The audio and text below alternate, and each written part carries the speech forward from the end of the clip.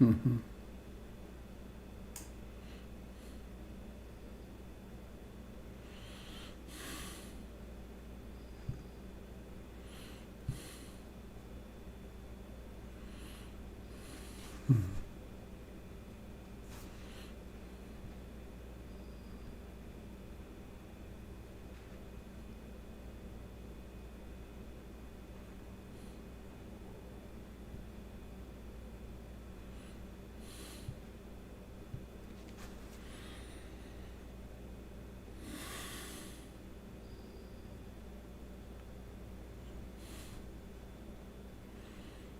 Good morning, dear friends. Can I be heard on Zoom? It looks like yes. Yay. Hello to those of you joining on YouTube and Facebook. It looks like everything's working well, going out your way. I hope you are well. If you want to join us on Zoom for the more interactive portion, please go to portlandinsight.org and look for the links. So it's the 9th, I believe, of July. Doesn't look like July outside. It looks kind of gray and cool. I'm Robert Beatty. I'm broadcasting, and this is the Buddha Broadcasting Network. From, at this moment, my dining room. In the next week, I will get the tent set up again because it doesn't work that terrifically well to be here in the middle of the house. Jennifer and my stepson Adrian are leaving today, taking them to the airport at 9:30 to go to Colorado for a week. And so you might hear a little bit of them bustling by. We'll see. So if you're new to this, these are the teachings of the Buddha in a kind of modern garb. And you can learn a ton about the teachings at portlandinsight.org, where there's guided meditations and a tremendous amount of information, and also information on how to find the other classes with the other PIMC teachers.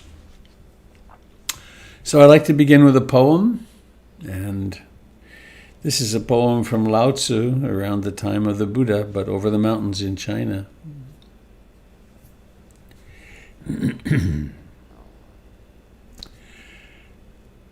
Nothing in the realm of thoughts or ideologies is absolute.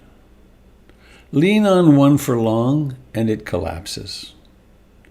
Because of this, there is nothing more futile and frustrating than relying on the mind. To arrive at the unshakable, you must befriend, he says, the Tao, I would say the Dharma. To do this, quiet your thinking. Stop analyzing, dividing, making distinctions between one thing and another. Simply see that you are at the center of the universe and accept all things and beings as parts of your infinite body.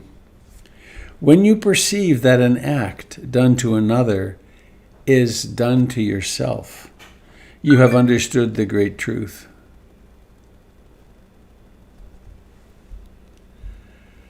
Nothing in the realm of thoughts or ideologies is absolute. Lean on one for long, and it collapses. Because of this, there is nothing more futile and frustrating than relying on the mind. To arrive at the unshakable, you must befriend the Dharma. To do this, quiet your thinking. Stop analyzing, dividing, making distinctions between one thing and another. Simply see that you are at the center of the universe. And accept all things and beings as part of your infinite body. When you perceive that an act done to another is done to yourself, you have understood the great truth. It's a favorite line in here. Simply see that you are at the center of the universe and accept all things and beings as parts of your infinite body. That's an interesting statement of the Satipatthana Sutra, the Four Foundations of Mindfulness. You are at the center of the whole thing. So, let us remind ourselves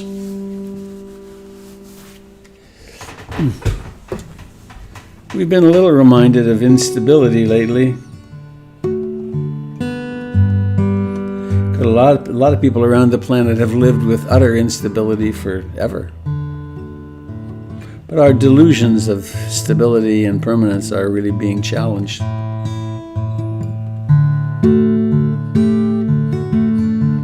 So I invite you to join me.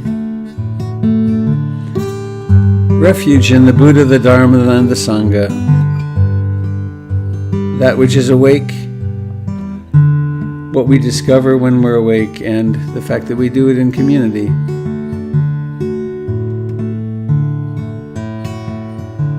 I take refuge in the Buddha, the one who shows me the way in this life. Namo Buddhaya, Namo Buddhaya, Namo Buddhaya.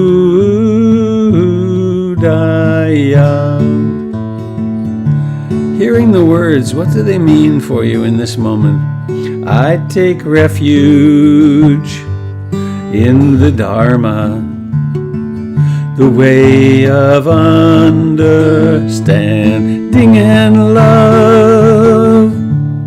Namo Dharmaya, Namo Dharmaya, Namo Dharmaya.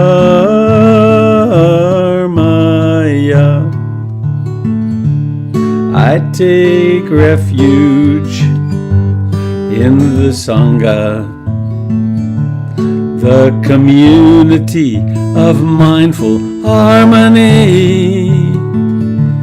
Namo Sangaya, Namo Sangaya, Namo Sangaya.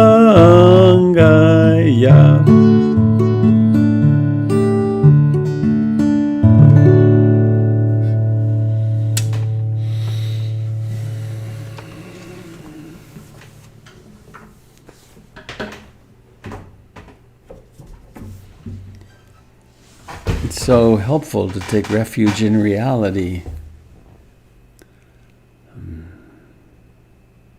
As we see at the level of our national politics, it's possible to inhabit fantasies and delusions and really fall into the trance. So let's do that ancient practice of doing less and less. We could call it meditation, we could call it being here, we could call it abiding in the present moment.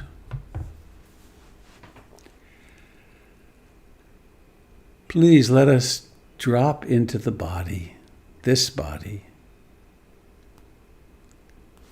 the one we each think of as mine.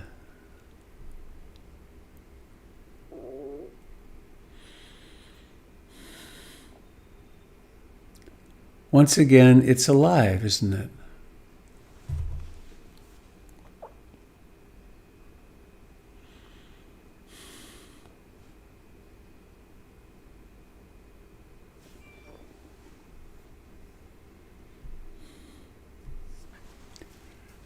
So awareness, the miracle of awareness, encounters the pressure of the body against the chair or the cushion.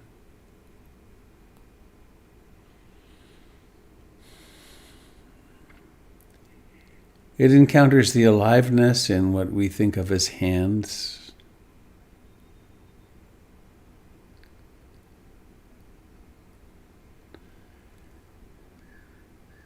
There's aliveness in the face.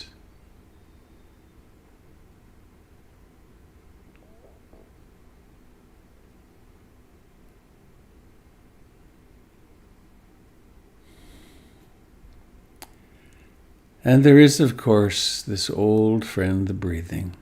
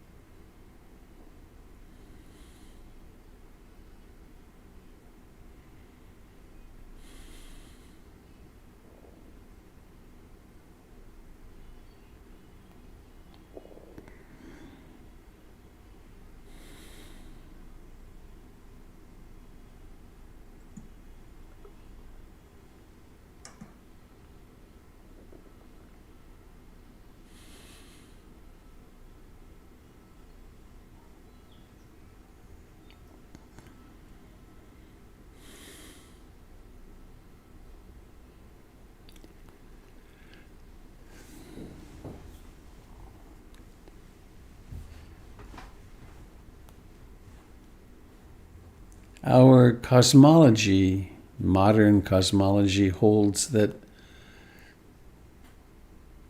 13 billion or so years ago, everything came out of nothing.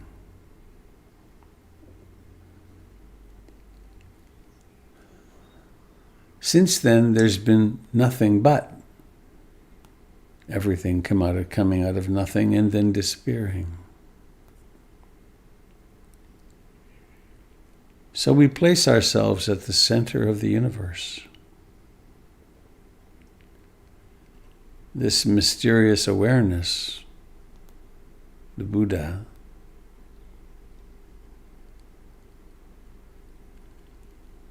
and we notice how experiences, all of them, come out of nothing.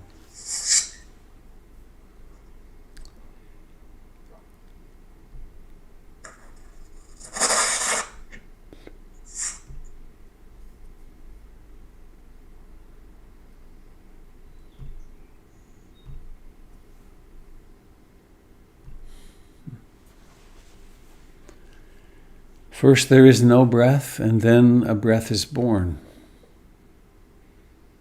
It rises to fullness. It declines. And then it vanishes.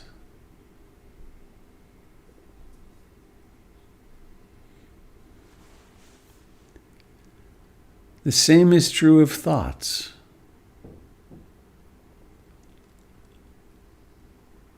Memories, plans,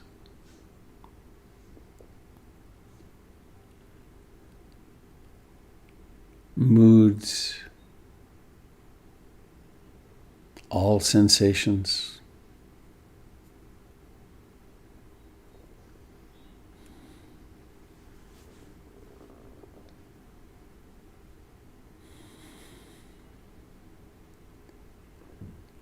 This that is awake, which is at the center of the universe.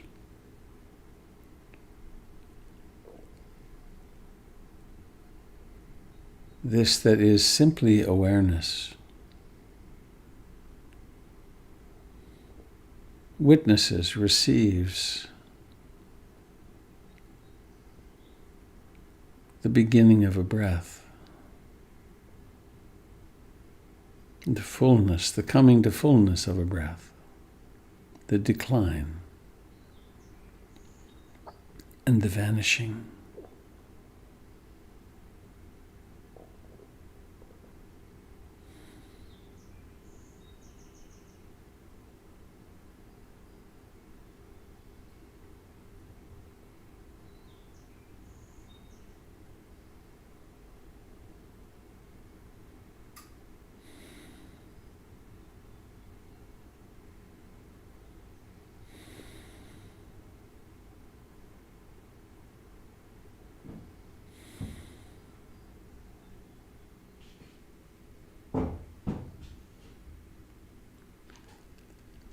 It could be that the mind is very quiet this morning.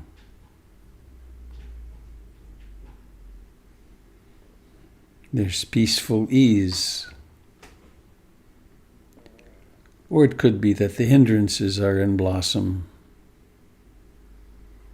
The mind is wanting something or not wanting something else, disliking.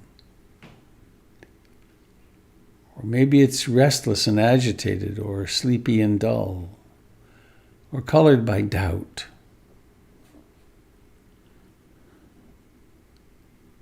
Trying to solve some problem, trying to figure something out.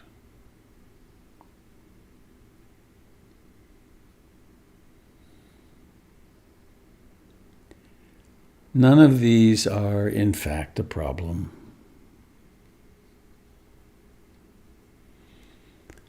They are just the inner weather, the ecosystem of the inner life. And they all arise and pass away. And nowhere among them will we find a self. So let's come home to the breath when we can, with no violence.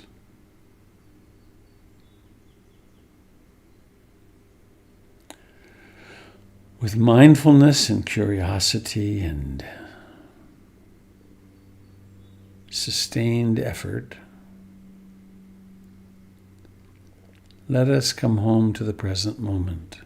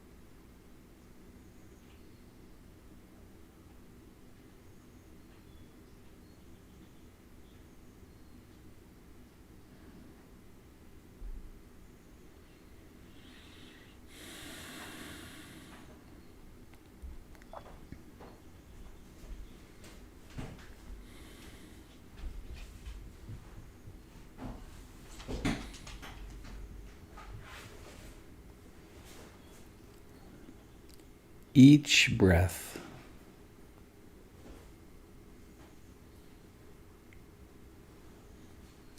has its beginning, its rising to fullness, its decline, and its disappearance.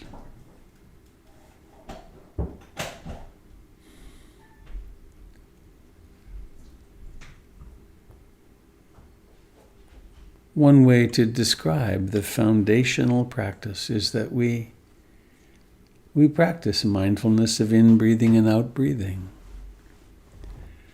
We have the intention of coming home into intimate contact, mind and matter,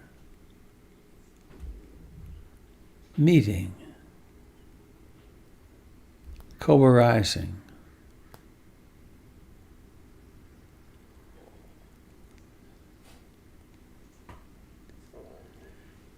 And we develop concentration and mindfulness.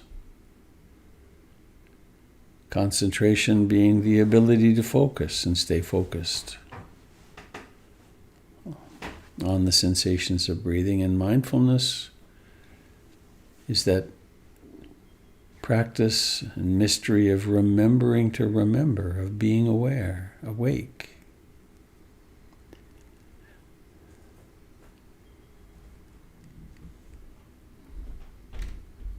But the goal isn't ultimately to become a great meditator on the breath. At some point, the mind stabilizes and we simply open to being in the present, to notice the spontaneous arising and passing of sounds, of thoughts, to notice the details of things, to observe with less and less identification the whole of the personality, the stories, the emotions, the fears,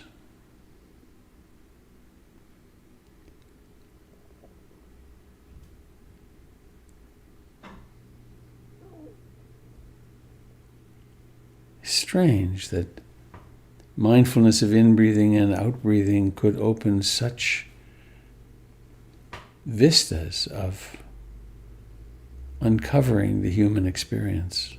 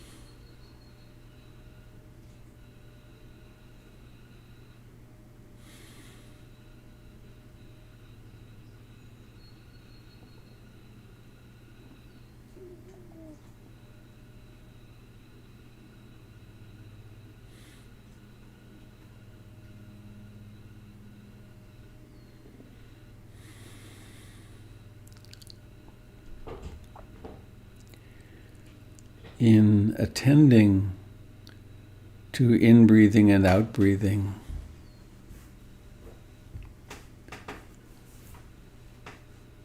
we practice bare attention. It's not an analysis of the breath. It's not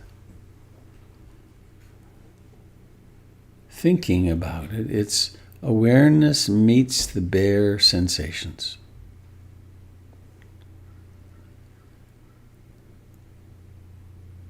And this then hones the mind or develops the capacity. We see then or know, we know thoughts as thoughts, and the contents are much less important. Pain is experienced as pain, pleasure as pleasure,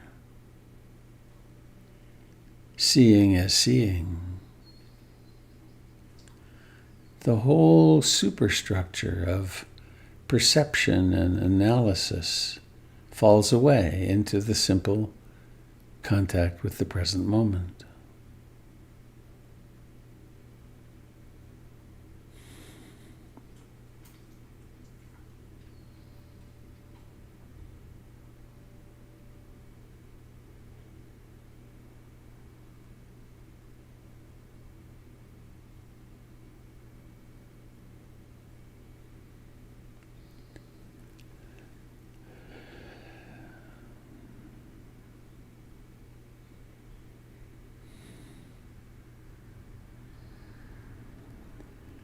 The awakeness, which is at the center of everything,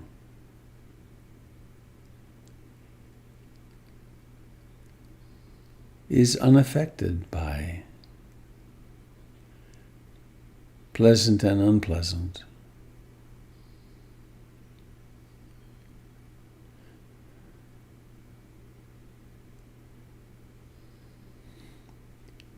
It is that which, in the Buddha's metaphor, sits at the gate to a city and watches people coming and going, trucks coming and going.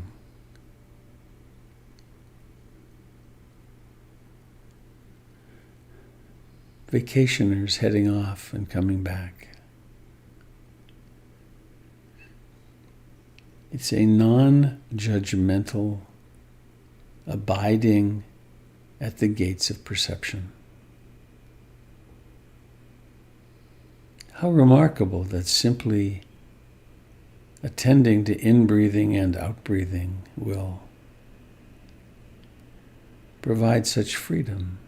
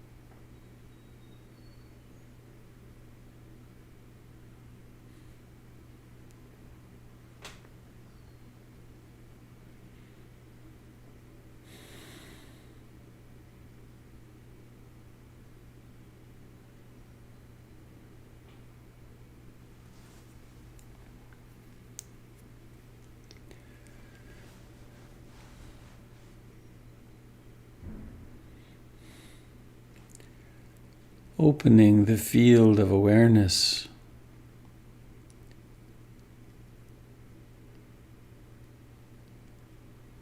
to knowing what's it like to be in this body-mind right now. Is this one of those moments when the mind is very quiet and time less and there's just now?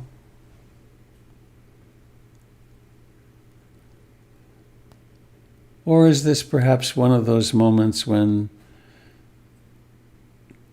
time is moving very slowly and there's some discomfort or some problem in our lives.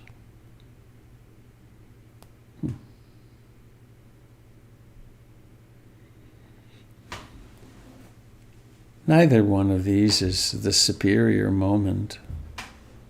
One is more pleasant.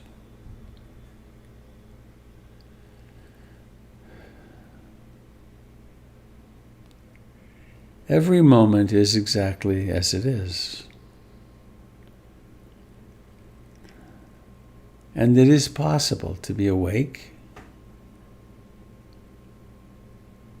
It's possible to be awake and watch and know one's personality to be freaking out, or to be very calm, and everything in between.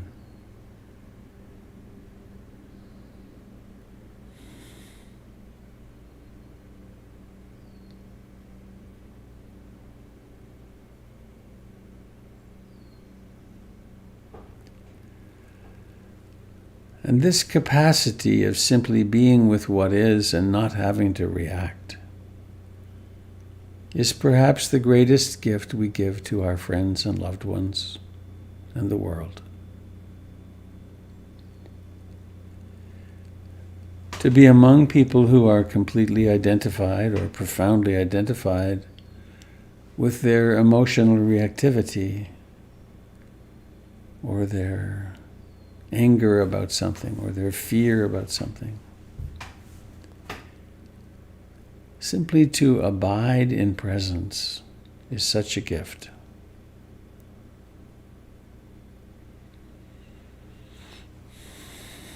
To abide in loving.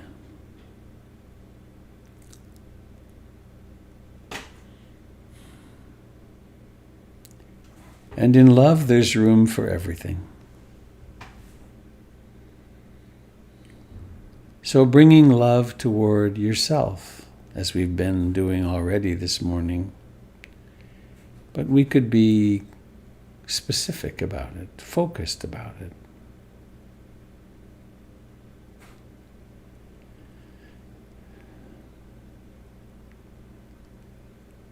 You might imagine holding a small infant, maybe a tiny infant, maybe just born. And the infant is you.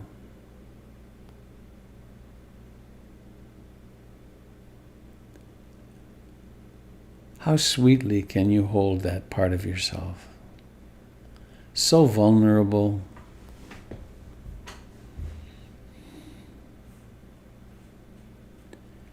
We all know how to do that, even if we've never had the opportunity.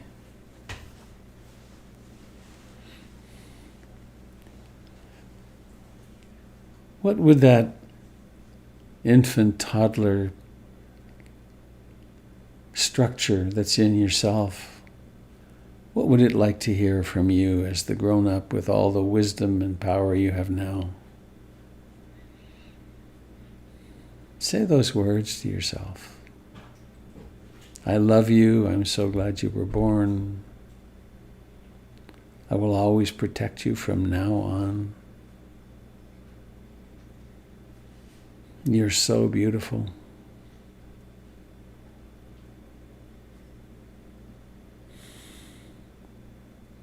You don't have to earn my love. I just love you. Feed, nourish that part of yourself that probably didn't get everything she, he, they wanted, needed. Fill the reservoirs now. Of course, your voice is the voice of the Buddha or Kuan Yin, or as a fellow named Reverend Ike used to say, you be careful what you say to yourself, because your voice is the voice of God to you. Speak kindly to yourself.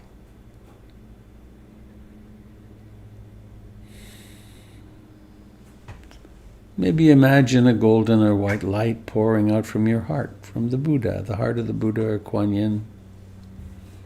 Fill your own body. And any dis-ease there is in your body, fill that with love and compassion.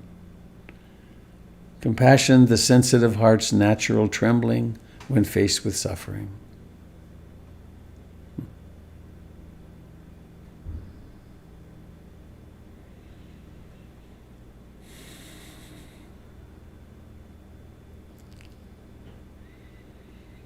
And as we fill our own hearts, we can think of a loved one.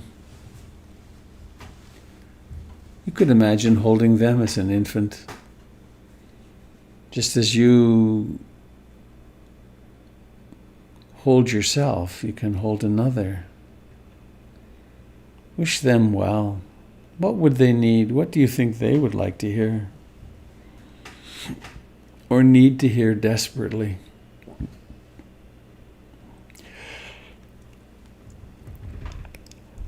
On the in-breath, blessing yourself, and on the out-breath, the other.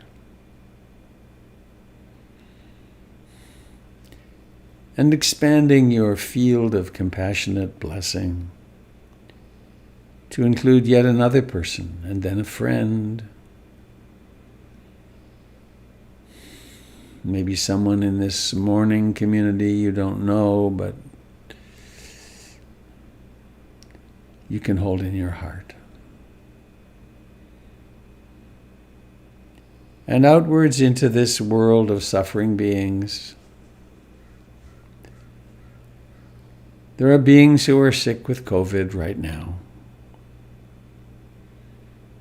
There are beings who are sick with cancer and heart disease and war and the madness of selfishness and greed.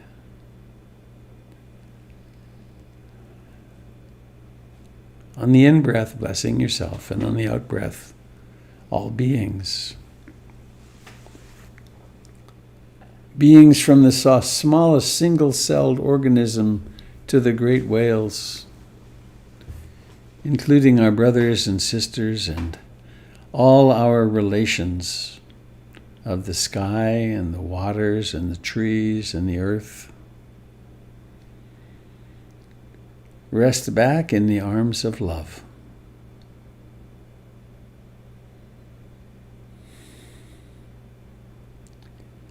Remember that you are not separated from the heart of the universe. You are the heart of the universe.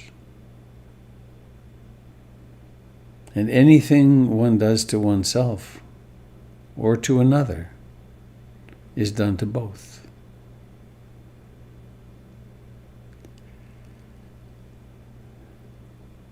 And so please let's form an intention to be very kind with ourselves today,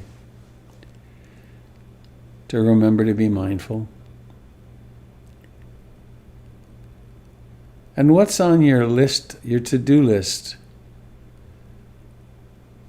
that you really, really, really, really want to do?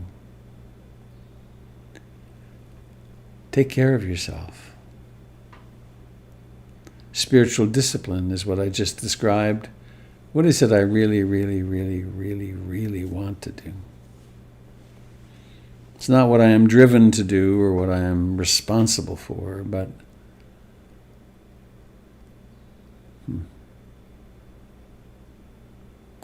And please now allow awareness to come into any tightness in the body.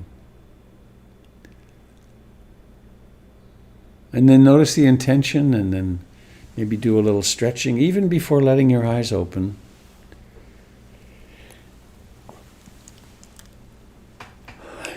Making the transition from sitting formal, so to speak, meditation into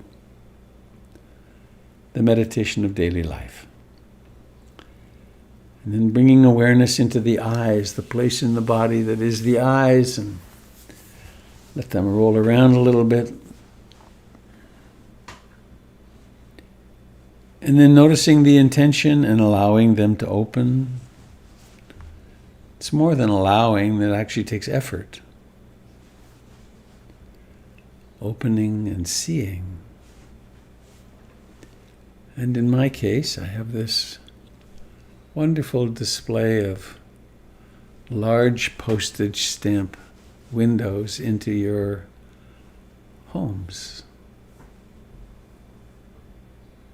And at this end, what there is a field of awareness. And you fill that. Thank you. Thank you for being here to be extensions of my great being.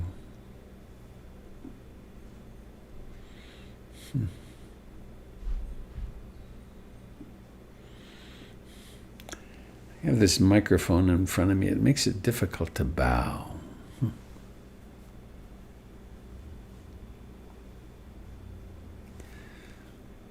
The bowing is such a nice practice. I've been bowing for 50 years. Drove my kids crazy. One day I bowed to a gas station attendant and my son just completely exploded at me in the car. He said, "Why can't you just be a normal person? You have these stupid license plates and play Indian music."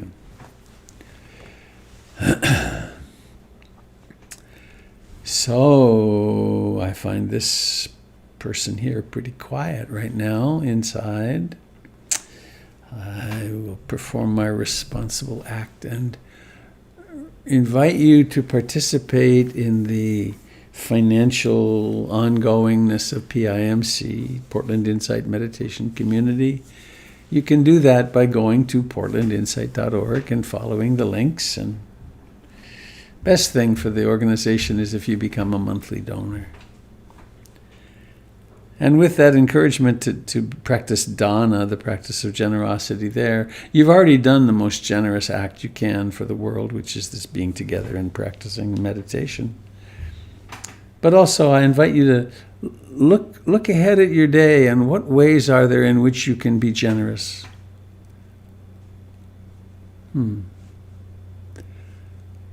Is there someone you can spend a little more attention on, or maybe it's your plants need a little more care. But find a way to open. I just noticed something popped up. Actually, I should say this. I don't and can't follow the chat very closely because it's just too many channels open for me. So if you ask me something on chat and I miss it, I missed it. It's not lack of interest. But Christy just asked, I think, how's your sick dog? And Dobby is mostly good. She's fine. She's going to make it through this, okay?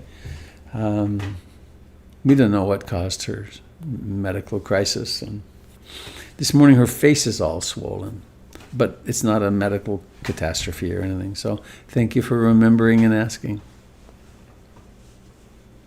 Makes them... Sickness, of course, reminds one that this is not permanent. And so this morning I spent a little extra time loving on Dobby, it's her name, and Budo, one hand for each, and they so love being loved, don't they? It's one of the things that's so great about having dogs and cats. I was going to say teenagers, but that's a little different for a time. So I think that's all I want to say. I want to open up and see if there's anything you'd like to share. Jim, do you have anything you'd like to bring forth, or am I missing announcements that I should be? Oh, August 1st. Candle Summers and I will be doing a meditation from 9 to 2, I think, and the information will be coming out about that very soon. But you could save that day, the morning. So what's going on, folks? And I'm going to be online on the 18th, on Saturday, the 18th for Qigong. So we were invited to join me from 9 to 1. Thank you. Great. Thanks, Jim. Good morning, Robert. Hello, Sherry Peterson. I just wanted to let you know that I had spoken about my sister Yes. dying. Yeah. And Monday, I got a phone call from her youngest daughter telling me that she had passed in the night. But just a few days before that, my niece called, FaceTimed, and which was a bit of a surprise, but she was with her mom, of course. So she said, I just wanted you to be able to see each other. Oh. Yeah, and it was hard because, of course, my usual beautifully coiffed, salon coiffed sister was, on her deathbed, and she had oxygen thingies coming from her nose, and she was barely able to speak, but she did tell me she loved me, Yay. and I was able to tell her I loved her too. So Tracy had a bit of, she was just wonderful. She just created this really easy, warm atmosphere. Stuck her head in the picture too, so I could see her a little bit. So, and then Monday she let me know that she'd passed, and she said she had no pain. And I think that's the thing most of us fear the most. We all know we're going to die, and I'm 86 now, so I'm more aware of it all the time, I think. But she died at home in bed with her girls, and for that I'm grateful. Thank you, Sherry. Hooray for FaceTime. Yeah. Thank you.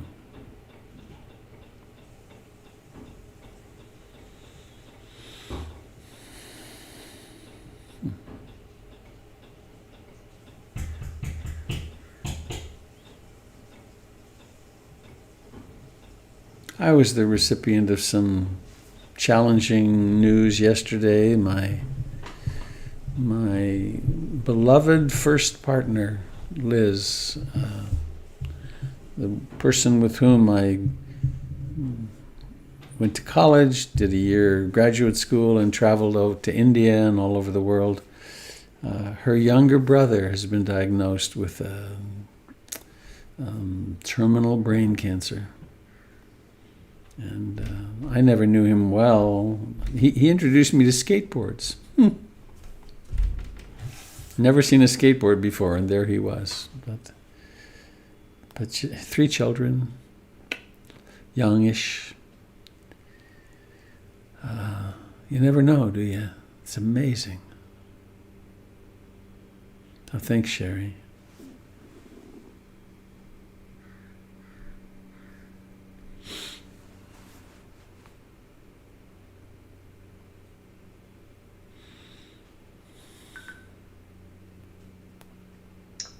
Hi, Robert. It's Carol. Hello, Carol. Hi. Love to you and Sherry. I wanted to welcome you back into my meditation practice. I'm really glad that you had the opportunity to have that getaway, but I did miss your singing. I realize it's kind of an anchor for my practice, but I also really appreciated having the opportunity to meet the other teachers and share their energy, their wisdom, and I'm looking forward to the retreat with you and Candle on the 19th. It was lovely getting to experience her. And I'd also like to thank you for your recommendation of the book Restful Insomnia. It's very lovely. So. Oh, great! There's a book of Restful Insomnia, too. No. Yeah. Oh, good. You told me about it. I knew that. I knew that, but I just thought there was the website. I didn't know there was the book. That's great. Oh no, it's a beautiful book. Oh, hooray for Sandra. That's great. Thank you.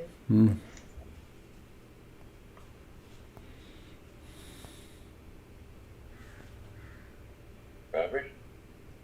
Tim. Hello, What's Tim. the name of this book?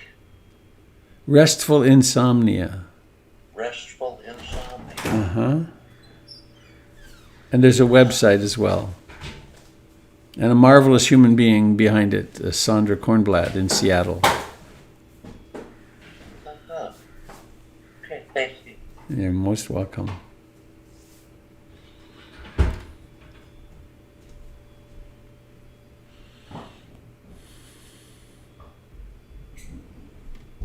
Pretty nice looking instruments up on the wall there behind you. Thank you. I have a weakness for old guitars. I have half a dozen of them. Mm-hmm.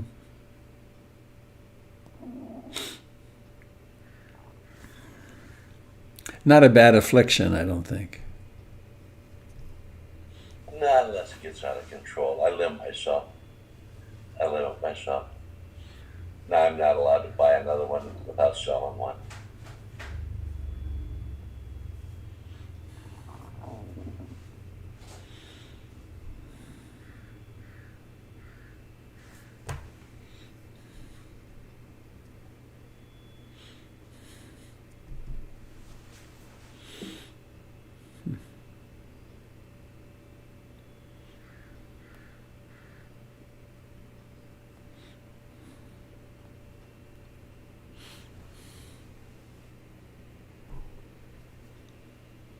Robert, it's Pamela, Hello, Pamela. and I have been going through a pretty reflective time lately about COVID and thinking about, I've gone through this pretty blithely and keeping myself safe and pretty restrictive about my movement, knowing that it'll be over and then I'll be able to go back to normal. And I think it's finally creeping into my consciousness and awareness that this is going to have a huge effect on us for a long time. And the idea of a new normal, whatever, that it's going to be very, very different. And I could talk about that in the past, but it's starting to creep into my bones.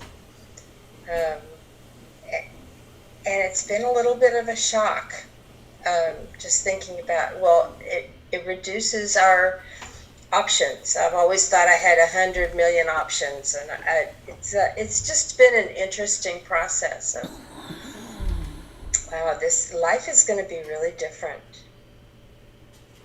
I'm reflecting on that. Yeah. So, Yeah, it's interesting, isn't it, how sub-basements of realization open. How the denial goes away and it's like, whoa.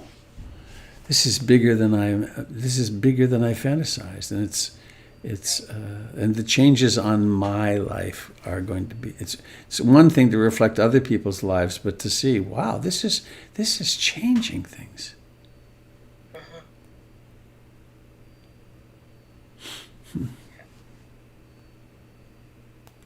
and the kids, I'm concerned about the kids. Yeah. That my grandkids are huggers and they can't hug and they play with their friends and they can't see their friends, and Yeah. it's going to have a huge impact on their development, and And so many are not able to go to school, and they don't have computers to do the rudiments, the sort of school at home. And I mean, more than half of the children in the United States have had no school since COVID. yeah, More than half. And put that into the food deprivation that's also been there. This is monstrous. Monstrous. And I think it's some of those family situations that, well, my family situation. How important school was to go and have encounters with other adults who were saner and not drinking. And boy, this is a beast. Yeah, it's just interesting, those waves of awareness that, yeah. Yeah. How are we doing for time? Oh, good.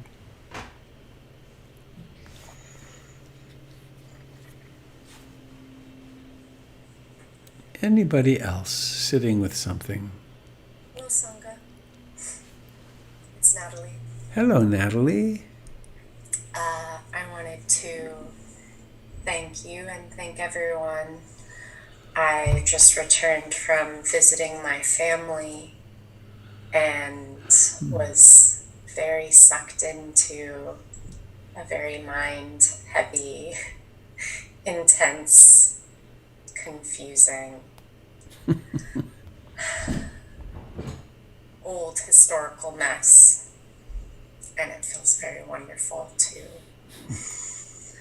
return to this space and feel peaceful again. I know what it's like to get sucked into the family emotional system. Isn't it amazing how you go with the best of intentions and then you become crazy? Yeah. So thank you. But isn't it incredible also how you come back to sanity? Really, I mean, it's also true. You know? Yeah, It's like, oh, extraordinarily simple. yeah. Where's the family? Grants Pass, Oregon. Huh. Well, welcome back. Thank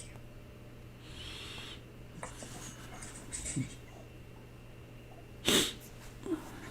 Good morning, Robert. It's Kim. Hello, Kim. Hello. I could use a hug this morning. I'm realizing I've gotten myself a little too tired, and I'm not responding to my life with my usual resilience and curiosity. And I'm finding it really interesting to watch my own self get tired and sort of the ability to respond with love to myself and others getting smaller and smaller and smaller. Mm-hmm.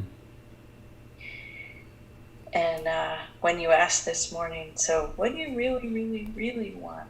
Like sleep. I just want sleep. So I think that's going to be my next day or two, is figuring out how to slow down. But I just need that hug. Well, we could. I don't know whether you can see me, but you could just do this. Hug yourself, and we could all hug ourselves. Isn't that nice? Oh, it's. We need that. We need contact. It's true. Yep. And sleep. Absolutely. Go hug the pillow. Love you, honey. Thank you. Have a lovely day sleeping.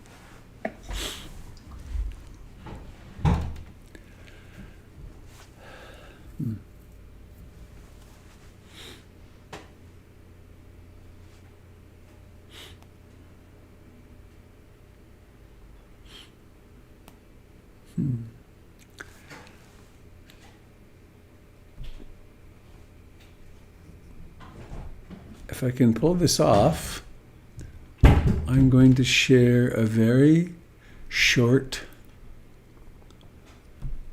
little slideshow of my time in the mountains. Where is it? Here it is. Hope it works.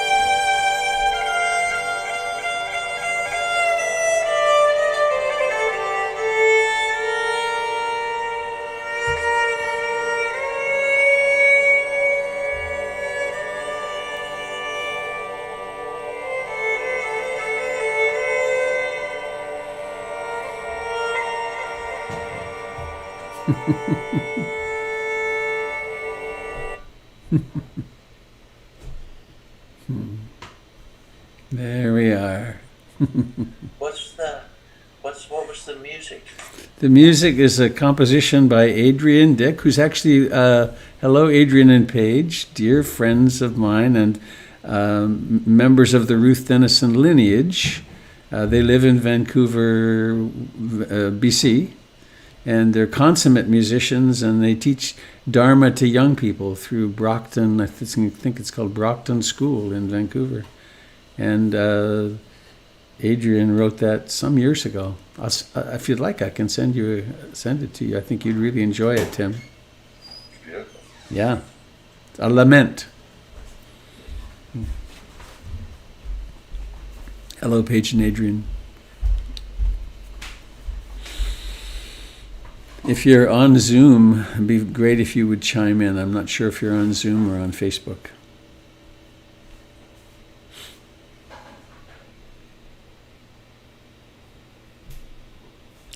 So, anybody else got anything you'd like to share?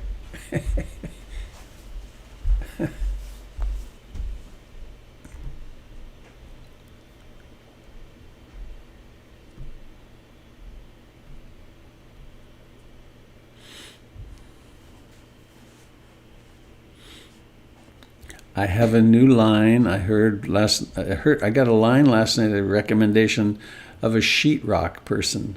So I'm going to call him this morning when I get back from the airport and maybe get the sheetrock lined up, because the shed begins, it arrives on the 5th of August, and then the electrical people come on the 6th and 7th, and then sheetrock comes right after that. Then I'll be in my new broadcast, new broadcast studio hideout. And thank you to you, Alicia, and to everyone for your incredible generosity to pull that together.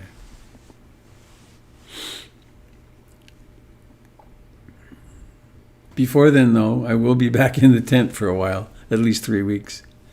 I'm now doing first aid on the spot on the lawn that had a tent on it for however long that was. It's pretty dead, but it'll come back. Oh, just got a text from Paige. Let's see what she's saying. Hey, where's my Paige Freeborn?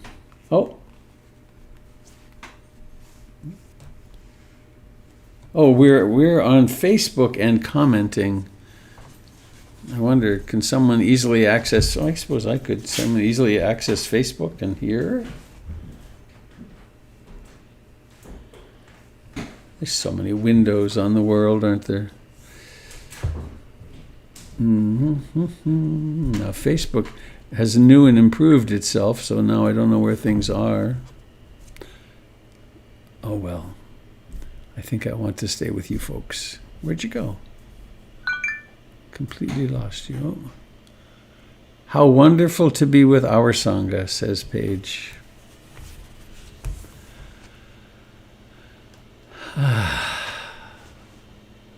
If I can offer something to Natalie, you reminded me of my own family of origin, who I devised a term to how to put an envelope around it. So we call it in our family trauma drama. And I got sort of busted by someone recently. We were talking about families through childhood, and he said to me, "Oh, you were a child administrator." So sometimes, well, I thought, well, someone had to keep the bloody ship afloat. It's really a good term when I see myself operating out of that, 4-year-old that's trying to, hold the deal together. And it's made it simply fun. It put it in good perspective. Child administrator. I deeply appreciate and relate to that. Thank you for sharing. You're welcome. And it's fun. I've had fun with it. It was like, oh, let's see, that's when I learned to, do this at 7 or 9, or, raise children when I was 4 or 3 or whenever. And it got me where I am today. So, Thanks, Francine. to all you child administrators.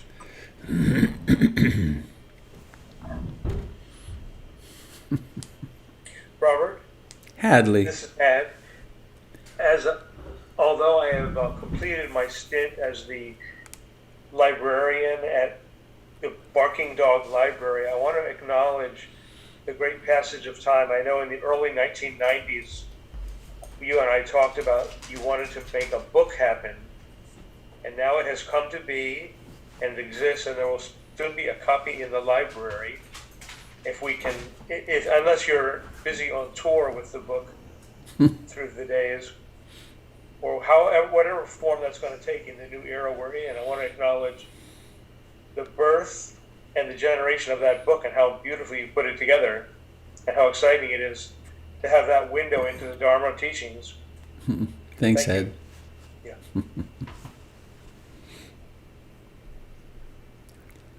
Had in the red room.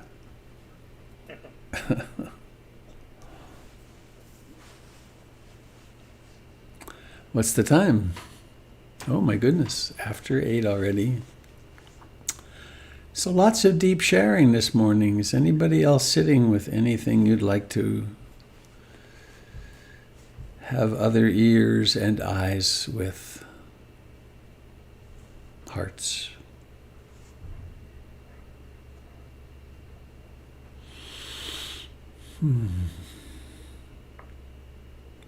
Well, perhaps it's time to go. I just thought of Mr. Rogers. I'm going to go and take off one coat and put on my other one. And won't you be my neighbor?